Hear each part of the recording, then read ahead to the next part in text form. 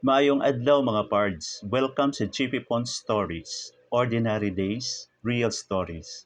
Dinhi nato mapakita na bisan ang ordinaryong adlaw na ay mga storya nga makapahappy o makapa-inspire natong tanan.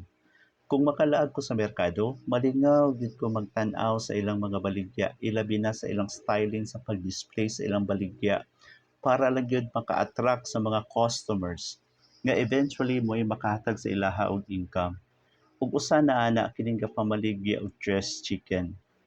On the part sa naninda, risky baya pud no nga gipanghiwa-hiwa na na nimo pamasin nga mahalin na tanan. But sugal ra gyud kung baga ang mahitabo. Sugal ra gyud ang tanan. Pwede mahalin na tanan o posible pud nga gamay ra ang mahalin, the rest mabalik sa freezer. Kung tan-awon pud nato ang side sa customers nga libog na kaayo ang ulo tungod sa kadaghan sa problema, dayon wala pagyoy kwarta, kasagara di na nila mapansin ang mga baligya kay lagi tungod sa kawadon.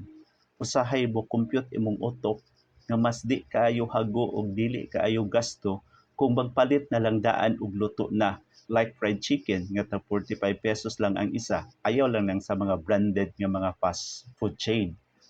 Kung baga, mukaon na lang diretsyo. Pero naapoy uban nga sa ilang computation, mas makadaginot kung magluto gyud. So, asa man mo ana nga side, magluto o mupalit na lang og diretsyo na kaon. So mga pards, mao na atong storya karong adlaw og diri na lang ta kutob. Daghang salamat sa pagtan-aw sa GP Pon Stories. Ordinary Days, Real Stories. Ayaw kalimot sa pag-follow, like, and share.